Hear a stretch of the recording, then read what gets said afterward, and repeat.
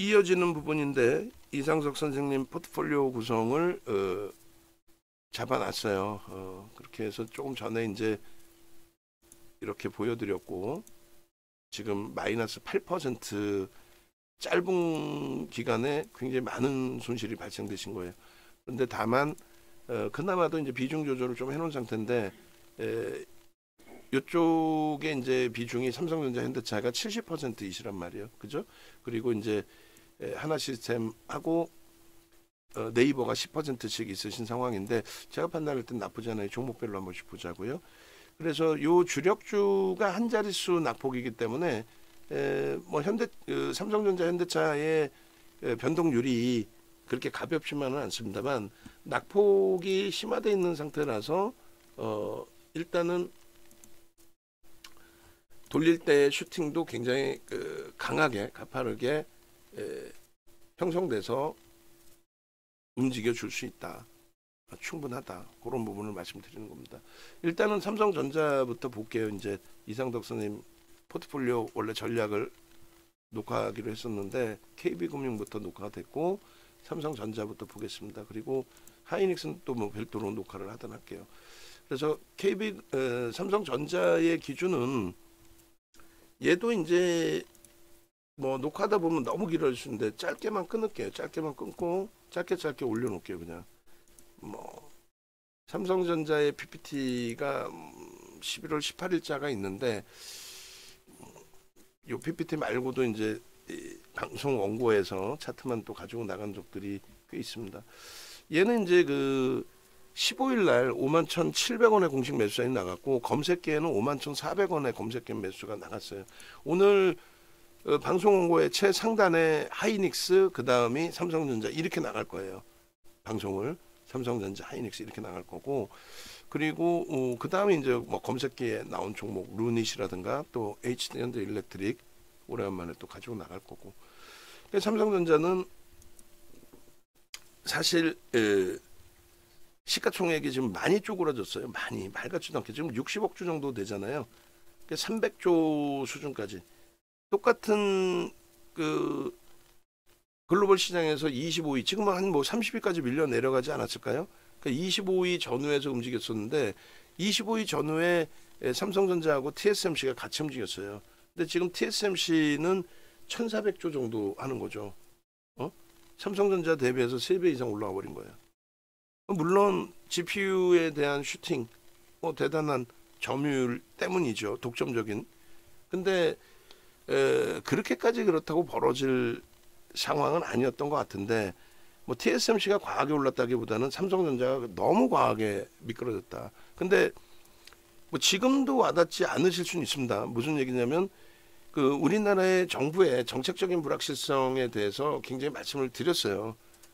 그 말씀을 드린 이유가 지금 뭐 차트 부분 글로벌 시장의 차트 부분 놓고 보시면 22년도부터요. 정확히 중간중간에 우리나라가 상대적으로 글로벌 증시 대비해서 이격이 발생된 경우는 있습니다. 그러니까 뭐 미국의 S&P 500 지수 미국 증시는 유동성으로 굉장히 큰 랠리를 잡아냈던 부분이고 유럽이나 일본 같은 경우에 초록색 검은색 이 선차트 같이 움직였어요. 우리도 같이 움직였습니다. 그죠? 똑같이 움직여 왔는데 19년도에 살짝 이격이 한번 있었고 이격이 발생됐습니다. 우리가 조금 더 약했고 그러고 나서 정상화 됐었는데 그게 정확히 22년부터 벌어지기 시작하더니 지금은 너무 크게 벌어진 거예요. 이거는 삼성전자나 하이닉스 문제가 아니라 정부의 정책에 대한 불확실성 부분이 좀 전체적인 흐름을 불편하게 만들었다라고 해석을 해도 이상할 게 없다라는 거죠. 그러면 전체적인 부분의 불확실성 부분이 기업의 펀더멘탈을 계속해서 훼손시킬 수 있겠느냐? 그렇진 않다라는 거죠. 결론적으로 어느 시점에 대해서는 굉장히 강력하게 돌릴 건데 안타깝게도 그 부분에 대해서 매번 말씀드리지만 너무 길어져서 양치기 소년이 이제 되어져 있는 상황이고 제가 지금 뭐 이 이격을 줄일 겁니다. 슈팅 나올 겁니다. 그리고 실질 삼성전자 하이닉스 특히 이제 우리가 하이닉스를 2차 전지 싹 매도하고 난 다음에 작년 7월 26일 이후 하이닉스에 대한 또 한미반도체에 대한 비중을 상당폭 가지고 갔잖아요. 그때는 삼성전자는 일단은 편입을 하지 않는 상태의 기준이었고, 그리고 나서 올해만 하이닉스가, 올해만, 작년 것도 필요 없고 올해만 하이닉스가 7월 초순까지 80% 올랐어요. 얼마나 행복해요. 그 축제 분위기가 불과 8월부터 8, 9, 10, 11월 그리고 지금까지, 뭐 지금의 이제 반도체는 하방을 잡으니까 4개월 동안에 완전히 속된 표현으로 박살난 거죠. 박살난 거죠. 이것을 이겨내고 돌릴 수 있을까? 이것을 이겨낼 수 있을까? 그러니까 지금 이것만 좀 놓고 보시란 말이에요. 제 말도 듣지 마시고 이제는 완전히 뭐 양치기 소년인데 뭐 말 들을 거 뭐 있어. 돌릴 수 있을까의 기준. 돌릴 수 있는 위치잖아요. 이제 이 이격이 발생됐는데, 저는 그래서 이번에 뭐 솔직히 뭐 쿠데타가 난 것도 아니고 그래가지고 막 군사정부 들어왔고 막 난리가 난 것도 아니고, 이번의 기준이 뭐예요? 결론은 이번의 기준이 정부의 정책적인 불확실성이 완벽하게 해소될 수 있는 위치가 될 수도 있다. 무슨 말이냐면은 지금까지는 정부와 야당의 팽팽한, 그러니까 뭐 정치적인 논리를 얘기하는 게 아닙니다. 정부와 야당의 팽팽한 흐름의 기준이 있었다라고 한다면, 이제는 좀 뭐랄까 완전하게 정책적으로의 기준이, 정부의 힘이 많이 축소될 수 있는. 근데 지금 우리가 얘기하는 정책이라는 거는 그러니까 뭐 원전 사업이 바뀐다 이런 개념보다는 불확실성이라는 부분. 이거 뭐 정부가 뭐만 하려 그러면 야당이 막어, 야당이 뭐 얘기하면 정부가 소통을 안 해, 이런 불확실성이 아닌 지금의 정부가 이제 내려놓기 시작하는, 그러면 원래 정상적인 기능, 금융당국이 공매도는 절대 금지 안 한다, 공매도를 금지한다는 건 이건 무리수가 있다, 이건 말이 안 된다 라고 얘기한 지 3일 만에 공매도 금지가 돼버렸잖아요. 3일인가 4일 만에 그럴 거예요. 그것도 일요일 날 발표해서. 정말 그럴 일은 없다라고 제가 제 쇠뇌를 하는데, 그게 만약에 진짜 박순혁 같은 애들, 정신 나간 애들, 선대인 같은, 그 한 2, 3년 만에 몇백억을 벌었다고 지금 선대인이.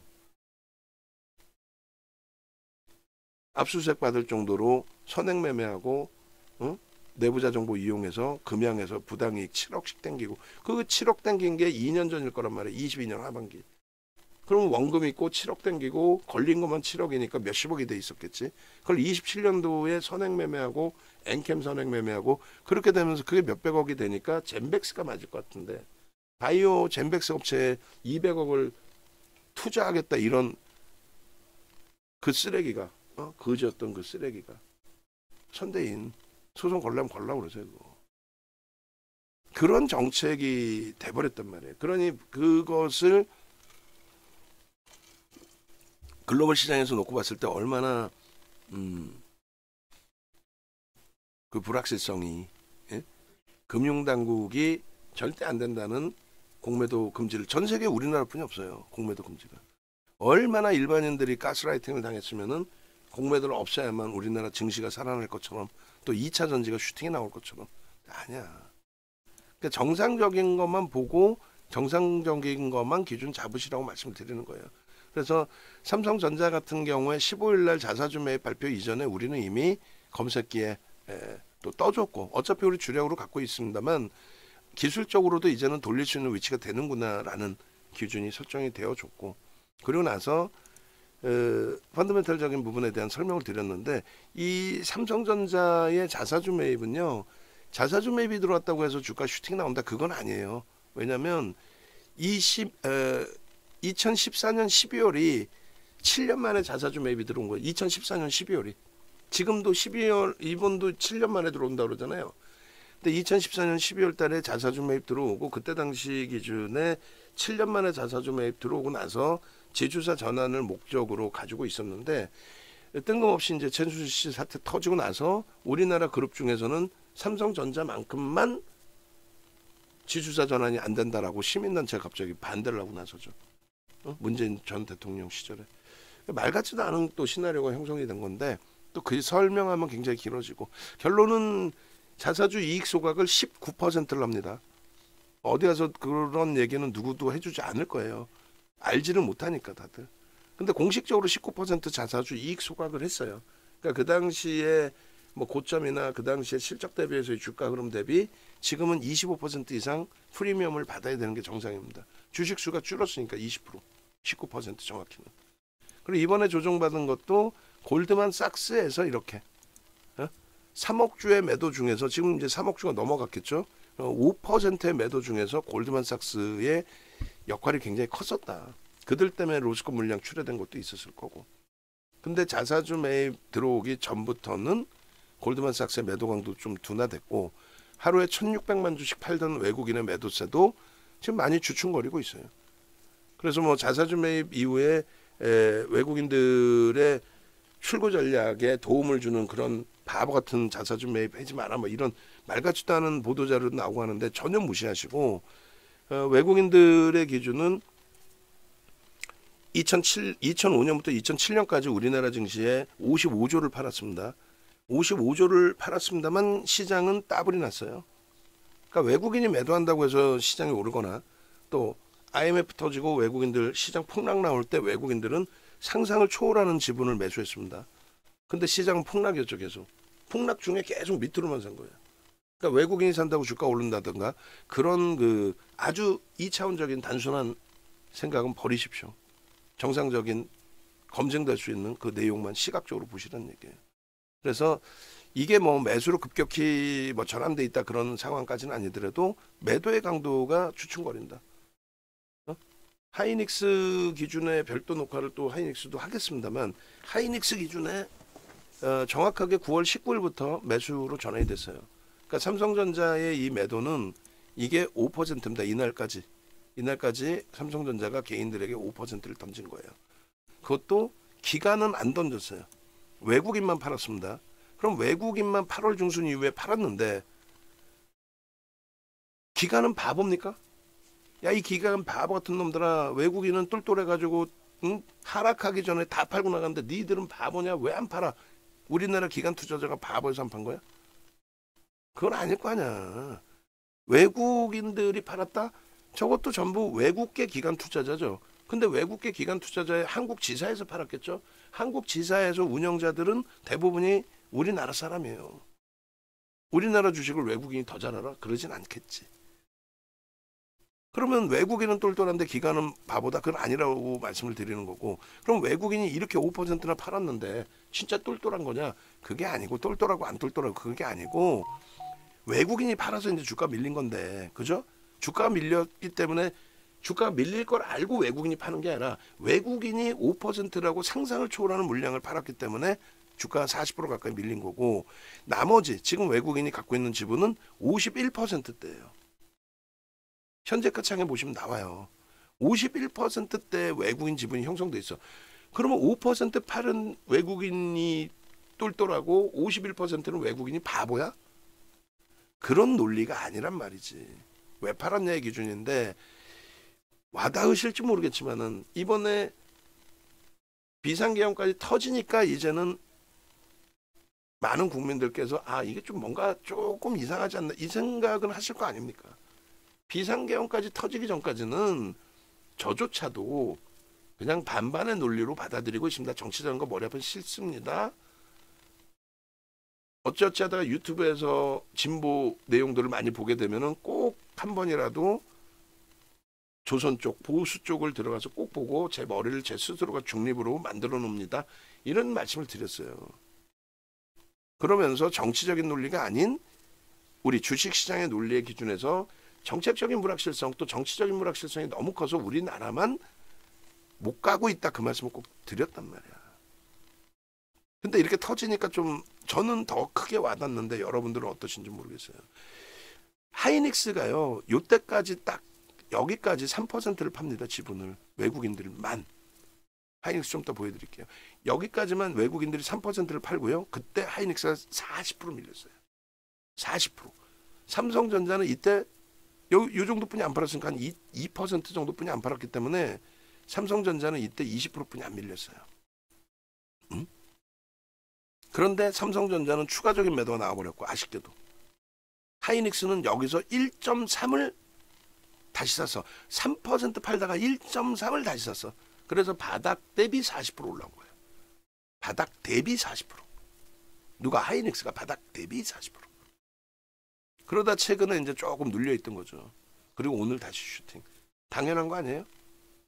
그러니까 하이닉스는 하이닉스 설명드릴 때 설명을 드릴게요. 그래서 삼성전자의 지금 이상석 선생님께서 지분이 40%고 우리도 지금 45%까지 편입해 놨던 거를 35% 유지하고 10%는 좀 줄인 거는 종목별로의 기준으로 좀 줄여놓긴 했는데 삼성전자는 보여지는 것만 확인하죠. 그러니까 지금 저수급 보여드렸는데 이렇게 보시면 51.23이 외국인입니다.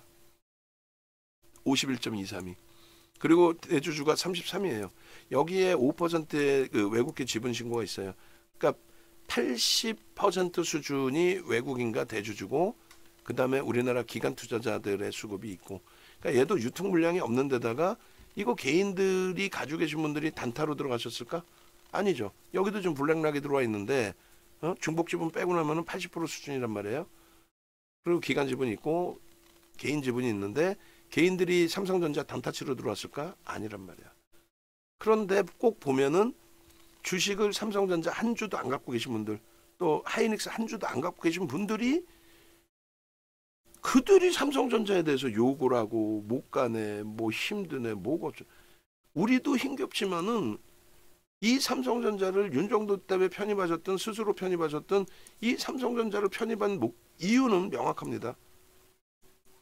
실적 대비, 펀더멘탈 대비 너무나 저평가이기 때문에 글로벌 시장에서 상상을 초월한 저평가, 지정학적 리스크를 안고 있기 때문에 할인 요인을 갖고 갑니다. 우리나라의 주식은. 근데 그것을 넘어서는 우리나라의 정부의 정책적인 불확실성까지 포함된 거예요. 요 시점에 요 포트폴리오의 흐름만 벗어나면은 막말로 윤정도 성격의 고려하에는 못 들어가겠어요?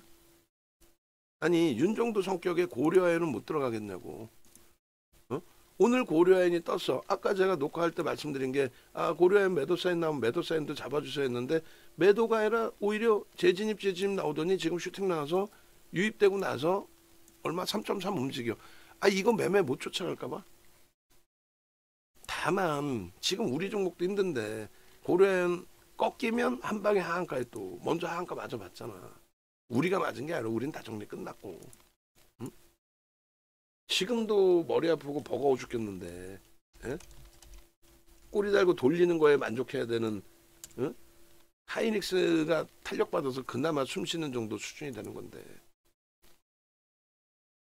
이런 종목은 얼마든지 언제든지 검색기에 나오지 말라고 해도 나오니까 윤정도 싫어하는 40만 원까지 올라갈 때 수익 다 내고 이제는 쉽시다 안 쳐다봅니다 해서 10만 원대까지 추락한 루닉 같은 종목 선대인 같은 애들 선행매매해서 지는 다 헤쳐먹고 나오고 개인들만 거기서 선대인 물량 다 받아내고 낭패를 보고 있는 그런 루닉 같은 종목 안 쳐다보잖아요. 그 10만 원까지 내려갈 때 돌릴 때도 안 본단 말이야. 근데 나와줄 때 나온단 말이지. 어제 그제 엊그저께. 그러면 나중에라도 눈이지 아니든 눈이 할아버지 종목 나오면 그때 차분히 보면 되고 오늘 뭐 단타 없나요 하셨는데 검색기만 있으시면 알아서 또 매매 되시잖아요. 고려한 여기 보면 재진입 슈팅 뜨면 들어가는 거지. 그러면 뭐가 그렇게 어려워. 2,400개 종목에서 떴는데 여기서도 옥석 가리기 하셔야 됩니다라고 했지만 2,400개 종목에서 떠서 검증돼서 나온 거를 그냥 마구잡이로 들어가는 종목보다는 낫다라는 얘기죠.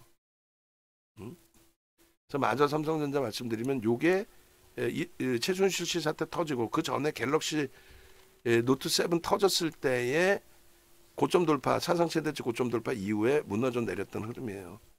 그러고 나서 보시면 자사주 매입이 5.4%나 들어왔어요. 지금은요.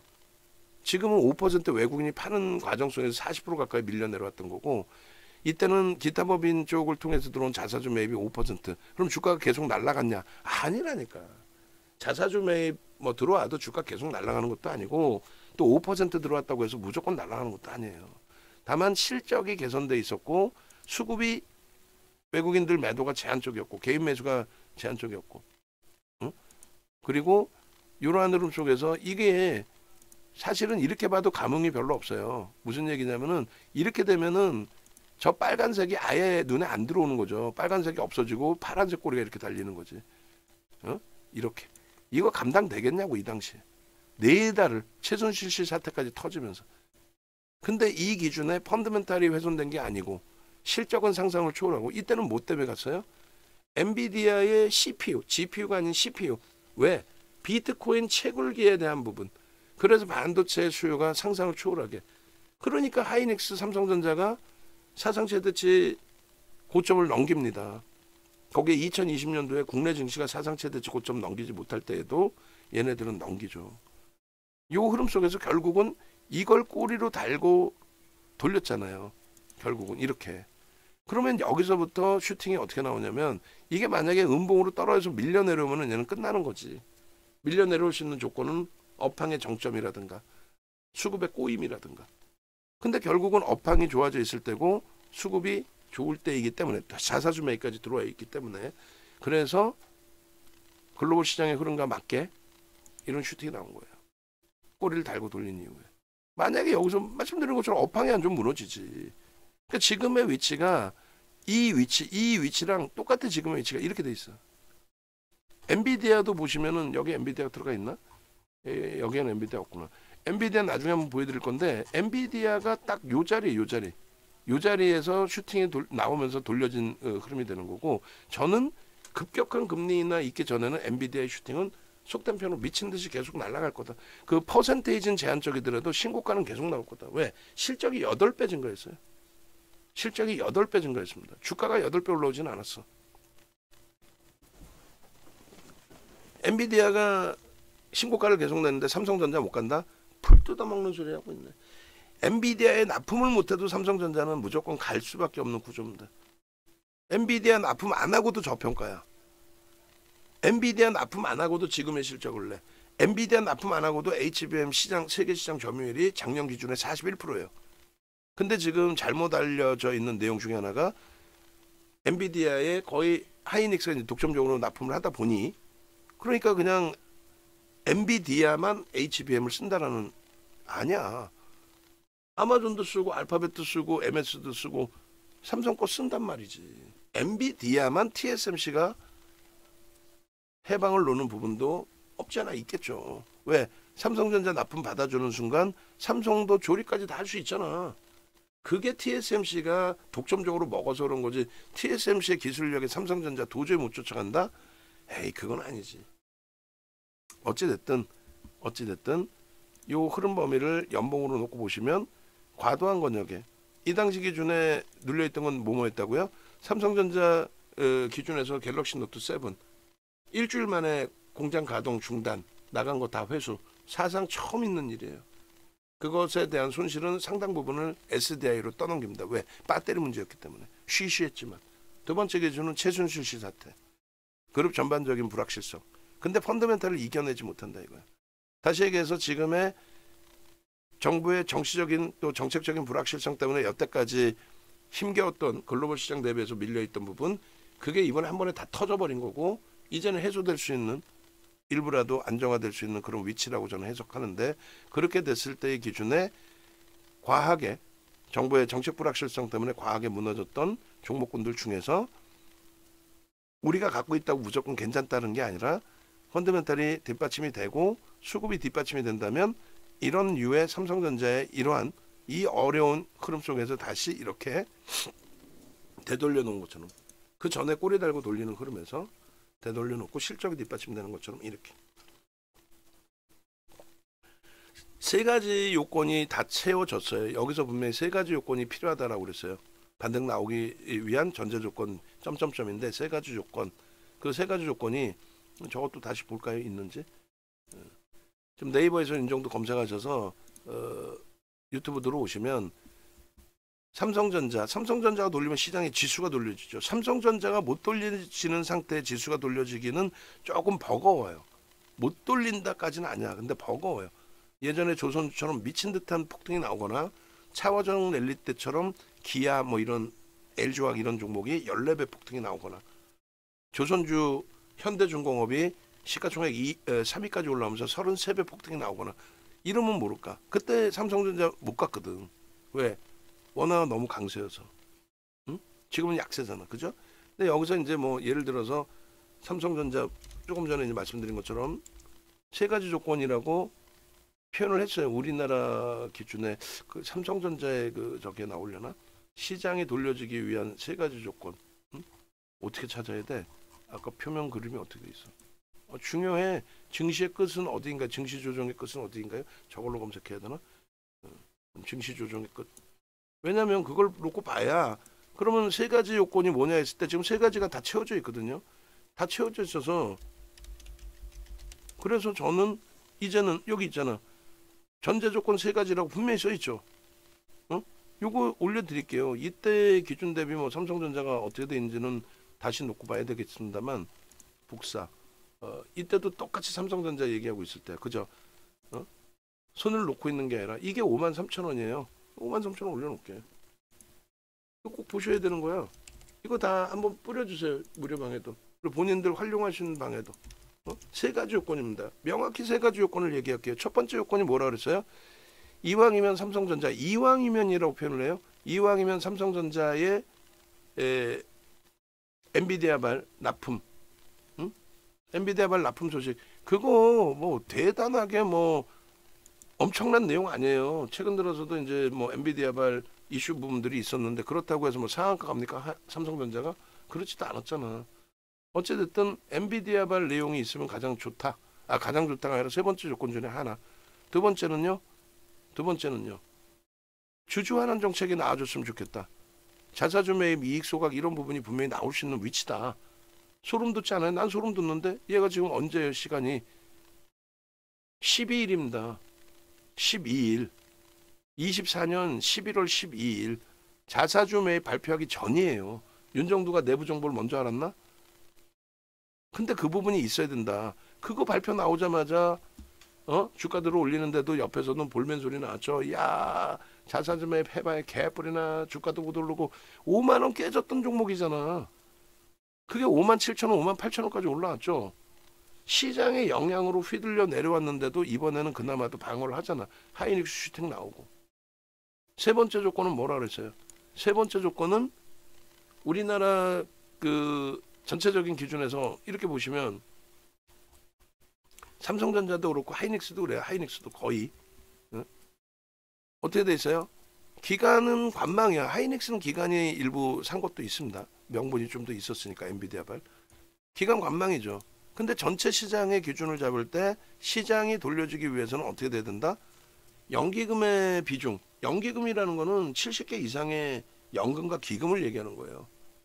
그 중에서 이제 4대 연금이라고 해서 국민연금, 사학연금, 뭐 공무원연금, 그다음에 뭐죠?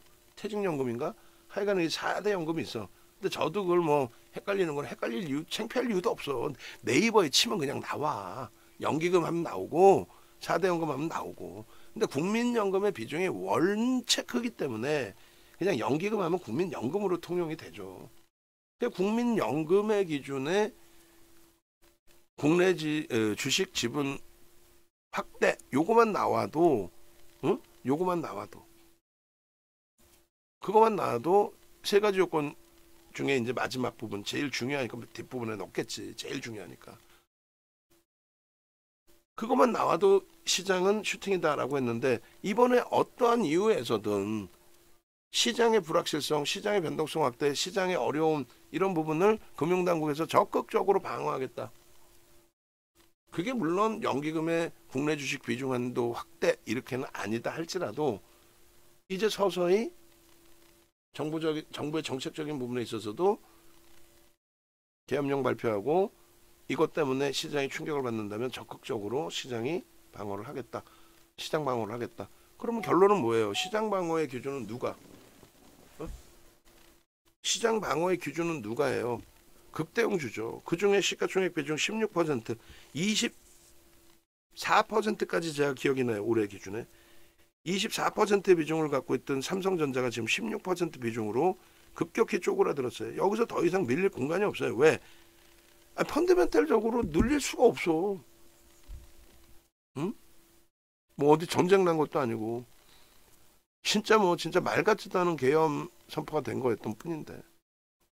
그래서 이러한 삼성전자 하이닉스까지 검색기에 떠서 나오잖아요. 그래서 결론적으로 나도 검색기 좀 가져가고 싶어요. 그럼 이거 누르시고 누르시고 신청하세요. 검색기. 아, 삼성전자도 저렇게 51,400원, 700원에 나오는구나. 하이닉스가 오늘 17만 3천 원에 나왔구나. 야, 방산주도 돌려서 탄력받으면 검색기에 바로 나오겠구나. 응? 루닉 같은 종목도 단기과열 지정되고 딱 끝나고 나니까 바로 그 다음날 떠서 슈팅 13%까지 나오는구나. 천하의 고려아연을 이걸 사야 돼 말아야 돼 사야 돼 말아야 돼 하고 있는데 천하의 고려아연이 어떻게 돼 있어요? 포착이 돼요. 2,400개 종목에서 5개 포착돼 있어. 어차피 밑에 하이닉스는 중복으로 나와 있는 거고 들어와 있는 거고. 이런 검색기가 세상에 어딨어? 응? 변동성 종목 멀리서 찾을 필요가 없는 거예요. 무슨 소형 단타주 그게 매매가 제대로 돼? 아우 나는 교육하는 거 머리 아프고 그러면 홈페이지 찾아오세요. 홈페이지 찾아오셔서 이렇게 응? 여기에 이제 아까 그 전달 잘 됐는지 모르겠습니다만 메인 화면 첫 페이지에 교육 메인 화면 첫 페이지에 교육 그리고 조금 전에 캡처해서 임직원 컨텐츠 방에 올려놓은 거 그거 뭐 다 뿌리세요. 여기저기 뿌릴 수 있는데 다 뿌려주고 삼성전자입니다. 삼성전자의 가장 그 여러분들이 힘겨우실 때 자신감 가지셔야 되는 부분 중에 하나는 삼성전자의 3개월 동안의 슈팅이 무려 70%가 나왔어요. 언제? 2020년 11월 1일부터 12월 그리고 1월 11일까지 정확히 따지면 2달 보름도 안 되는 기간에 70% 삼성전자만 아니지 하이닉스, 현대차, 기아, LG화학까지 전부 70% 엄청난 폭등 2달 보름 만에 그러니까 지금 과매도 권역에서는 그 이상의 슈팅도 나올 수 있다는 거예요. 과도하니까 말도 안 되게 보세요. 이 샛별형의 기준이 얼마나 이게 이 망치형의 기준이 이게 얼마나 이게 상상을 초월하게 중요하죠. 이 부분에 대해서 윤정도는 실전부터 들어가 버리는데 어떻게 하실 거예요? 기초부터 배우셔야 되겠죠. 그럼 어떻게 되는 거야? 기초부터 배우는 거는 우리 이시연 아나운서 그 다음에 윤정도가 실전 부분 그리고 정혜린 아나운서 기초 뭐 제 생각인데 정혜린 아나운서 그 다음에 이시연 아나운서 뭐 가위바위보 짱캠볼을 하든 뭐를 하든 기초 부분 파트를 어떻게 만들지 설정을 해서 한 분당 뭐 2-3시간 딱 교육 2-3시간 본인들도 준비하기 어렵지 않고 딱 1시간당 10,000원어치의 교육만 준비하시면 돼요. 전혀 모르시는 기초 부터 배워야 되시는 분들 캔들의 기초 그렇게 하고 윤정도가 실전을 해드리면 되는 거니까 그렇게 해서 최소 8시간에서 10시간짜리 교육이 한국경제TV 가봐 검증도 안 되는 애들 증권사 임직원 교육이나 들어가 봤어? 그런 친구들이 나와서 검증도 안 되는 말 같지도 않은 소리들 그걸 돈 내고 들으시느니 그것도 좀 비싸. 이토마토 봤더니 그 정신 나간 사람 하나 있더라고. 400만 원짜리 1박 2일 강연회를 하는데 제가 볼 땐 검증도 안 돼 있을 것 같은데 내용은 못 봤지만 딴 따라 그러면 안 되지. 가수분들 초청해갖고 뭐 지금 이 시국에 응? 축하 공연한다고 그러고 뭐 하는 양반인지 나는 이해가 안 돼. 100명을 모집하겠대. 내년 1월달 기준에 뭔가 자신 있나 보지. 하여간에 정확히 보세요. 망치형의 기준입니다. 망치형의 기준 이후에 슈팅이 나왔는데 그럼 이 망치형이 훼손되려면 이 망치가 형성됐던 구간이 훼손이 돼야 돼요. 이번에 훼손이 됐었죠. 그럼 정리야. 그러고 나서 돌리면 다시 사면 돼. 근데 그 구간이 너무 좁기 때문에 너무 좁기 때문에 우리가 이런 기술적 분석을 보는 거는 왜 봐요? 이런 데서도 이게 망치예요 사실은. 여기도 돌려셔야 돼. 근데 아주 기가 막히게 돌리고 윤정도 흥분하고 근데 돌릴 때 기준에 여기서 주간 단위 기준에 뭐가 어찌됐건 연휴가 꼈든 뭐가 어찌됐든 거래가 없었죠. 그러고 나서 이것을 다시 훼손을 시켜. 그러면서 하락 인대 확인형인데 그럼 기술적으로는 여기 다 정리해요. 윤정도가 아이 괜찮습니다. 아니야 기술적으로 정리야. 여기도 장악형이야. 캔들의 크기는 작지만 거래가 수반된 흐름이기 때문에 장악형이야. 그래서 윤정도 또 흥분하고 수급 개선될 수 있습니다. 만약에 또 하락 장악형으로 또 이어져 그럼 배우신 분들은 판단할 수 있는 거야. 아유 난 좁은 공간이라도 필요 없어. 지가 가르친 대로 해야지 왜 자꾸 얘는 괜찮다는 거야. 스스로 매매가 되신단 말이지. 단 주력주의 극대형주의 기준은 펀더멘탈이 뒷받침되고 저평가 인식이 잡혀있는 상태에서 기술적인 부분은 뭘 본다 그랬어요? 수급이 들어오느냐 안 들어오느냐를 보기 위해서 기술적으로 본다 그랬죠. 예를 들면 유한양행도 누적 순매수는 들어온 게 없어요. 손바뀜이지. 그죠? 손바뀜인데 슈팅이 나왔단 말이야. 어떻게? 샛별형이 뜨고 거래는 제한적이지만 샛별형이 뜨고요. 그럼 거래가 제한적이어서 이건 아닌 것 같은데 하면 그 다음 템포 보면 되잖아. 거래 어떻게 했어요? 미친 듯이 터지고 슈팅이죠. 어? 그죠? 그러고 나서 무너져 내린 다음 다시 샛별형이 떠. 그러면 13만 5천 원에 편입돼 안 돼. 꼬리 달림 차익 실현인 거고. 패턴으로 간다 그러면 여기서 매도인 거고. 지금은요. 없어. 패턴이든 뭐든 아무것도 없어. 상승의 매수세이 단 하나도 없어. 전서구형이 떴는데 전서구형 뜬 이후에 거래가 없어. 단순해요. 그거 캔들 하나만 제대로 배워도. 캔들 하나만 제대로 배워도. 소속이 박성재 TV가 아니에요. 소속이 박성재 TV의 공채가 아니에요. JDI 파트너스지. 만약에 이거를 이시연 아나운서가 올린 거였다. 그럼 바로 그냥 아웃이지. 안녕 빠이빠이 팍스로 가세요 그러면서 얼른 지으셨다 케빈 선생님. 그래서 결론적으로 이러한 그 수익 범위의 흐름들을 제가 계속해서 자를 수 없으니까 우리 원고 작업하시는 분 그러고 나서 그 다음 범위에서 뭐 다른 분들께도 부탁을 해서 올릴 테니까 이런 내용들을 알려드려야 널리 알려드려야 검색기 활용하셔서 수익 내실 거 아니에요. 보통 보면은 검색기 신청해놓고 DB증권 개설하셔야 됩니다 그러면은 귀찮아서 안 해. 그렇게 해서 무슨 수익을 내겠어. 우리 직원분들도 마찬가지예요. 직원분들도 뭐 시켜놓으면은 그냥 대충 그냥 그냥 이러면 뭘 하겠어. 인생이 뭐가 바뀌겠어. 응? 자, 그래서 또 한 종목씩만 돼버렸습니다. 유한양행도 잠깐 맛배기로만 한번 볼까요, 우리가? 왜냐면 검색해서 어떻게 움직였는지 한번 봐야 되니까. 유한양행 보시고 자신감을 우리가 하나씩 가져가자는 거야. 우리가 지금 이렇게 종목군들이요. 옛날 거부터 다 있어. 2000년 초반 거부터 영상이 다 있고, 다 있진 않지. 2000년 초반 거는. 응? 유한양행도 요번에 이제 슈팅 나올 때 기준에서의 자료들이 그대로 다 있습니다. 2020년 거도 있어, 이렇게. 2020년 거. 그 당시 기준에 막, 수익 났어요, 대박 났어요, 뭔지 기억도 안 나, 솔직히. 2020년도에, 양 아이언맨 선생님. 13만 천 원이야? 와, 주가가 2020년도 어마어마했네. SDI가 엄청 갑니다. 이때만 해도 검색기가 없었어요. 이때만 해도 윤정두가 장중에 실시간으로 잡아내서 끄집어내서 보여드리고 뭐 하고 그랬어야 돼. 옛날에 이렇게 다 이렇게 다 했었나 보더라고. 근데 지금은 검색기가 있으니까 너무너무 편하잖아요. 23년 4월부터 그래서 23년 4월부터 24년도에 검색기가 있으니까 가만히 이렇게 영상 녹화하고 있더라도 검색해서 뭐 종목을 찾을 필요 없이 유한양행입니다. 얼마? 91,900원. 이거 얼마? 16만 원대까지 가죠.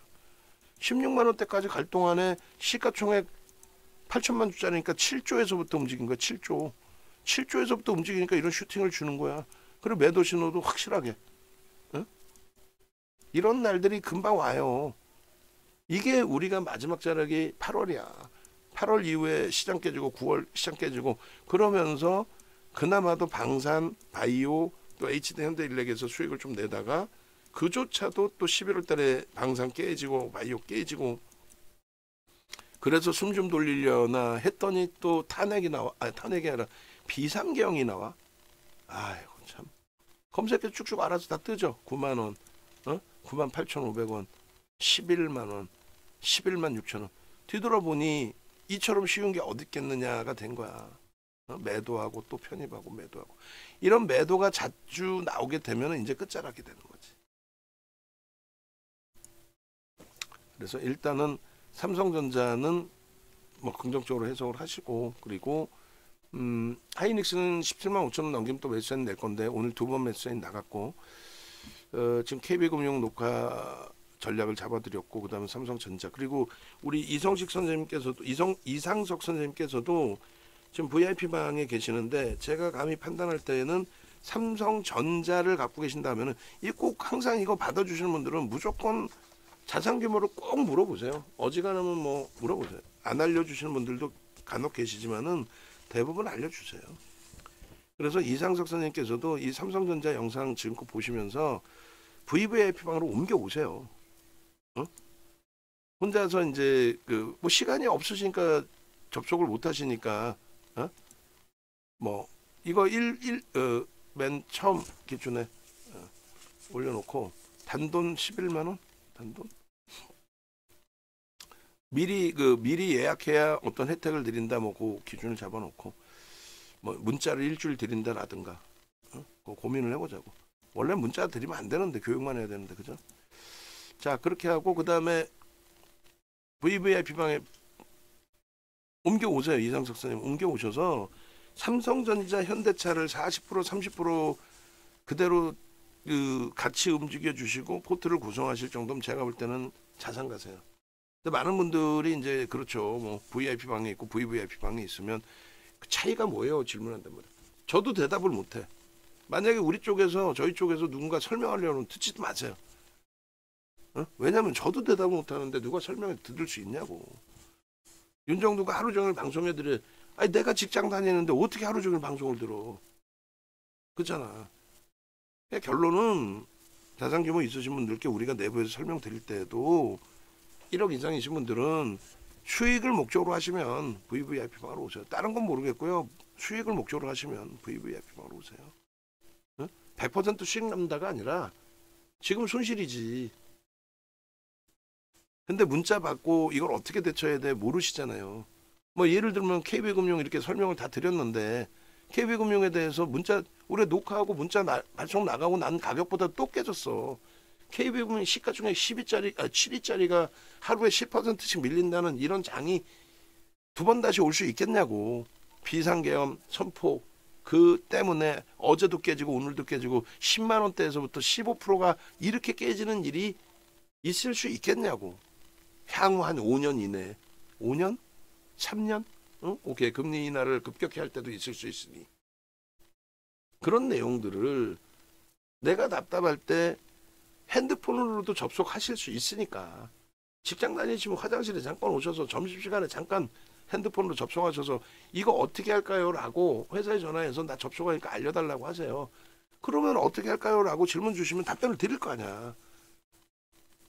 영상 올려놔봐야 솔직히 주말에 이렇게 보시는 경우도 있겠지만은 잘 안 보시잖아요. 클릭수도 안 나와.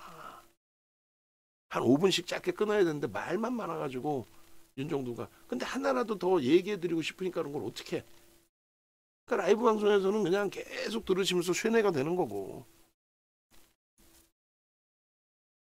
일로 옮겨오세요. 일로 옮겨오시고 일단은 삼성전자 이거 뭐 이렇게 하면 오늘 밤새워 해도 다 모자랄 것 같긴 한데 최근에 이제 녹화해 놓은 거는 이제 뭐 좀 짧게 넘어가는데 뭐 녹화해 놓은 게 없네 다 보니까. 일단은 그래서 삼성전자 부분의 흐름은 지금 뭐 이렇다 할 슈팅도 아니고 굉장히 제한적이지만 펀더멘탈적으로 너무너무 상상을 초월하는 저평가다. 그냥 저평가가 아니라 상상을 초월하는 저평가입니다. 그리고 업황 자체는 상상을 초월하게 역시나 좋습니다. 결코 나쁘지 않아요. 작년에 예상했던 영업이익이 34조입니다. 작년 6조일 때 예상했던 영업이익이 34조예요. 근데 지금 36조죠. 올해. 응? 작년에 10월 말에 예상했던 게 컨센서스가. 그리고 그 컨센서스 기준에서 오히려 더 상향돼 있는데 그럼 작년 10월 말 주가가 얼마였느냐? 많이 미끄러져 내려서 작년 10월 말이 저점이었어요. 거의. 작년 10월 말 그 수준의 주가가 66,000원이에요. 66,000원 대비 실적이 더 좋아졌어. 내년에도 더 좋아. 올해가 피크아웃도 아니야. 그런데 주가가 66,000원 대비해서 이렇게 박살나 있다? 기회죠. 당장은 버겁더라도 기회죠. 컨센서스 그 시계열 추이 보시면 영업이익이 작년에 34조 예상했어요.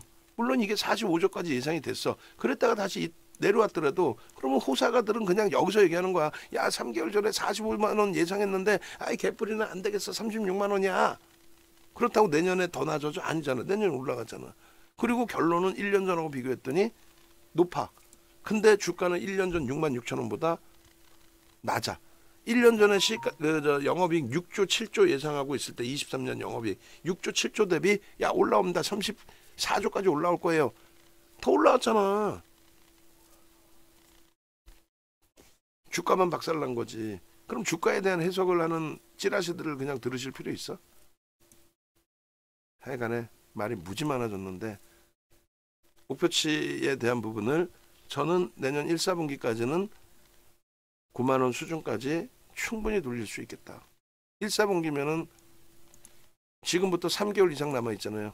근데 요게 2달 11일입니다. 2달 11일 동안에 얼마? 요 자리니까 2달 11일 동안 얼마? 9만 원대 훌쩍 넘겼잖아. 9만 7천 원까지.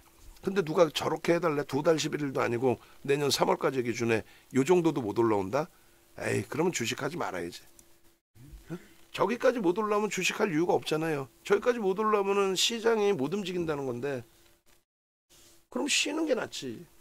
시장이 못 가는데 뭐 2,400개 종목에서 아무리 수식을 갖다 붙여놔도 2,400개 종목에서 깔랑 5종목 나와 있는데 어떻게 하는 얘기야. 2,400개에서 막 여기서 10대 종목 20종목씩 나와가지고 윤정두가 다시 한번 수식을 바꿔야죠. 수식을 바꿔서 이렇게 5종목만 나오게 여기서도 이제 옥석 가리기를 할 수 있게 그렇게 돼야지.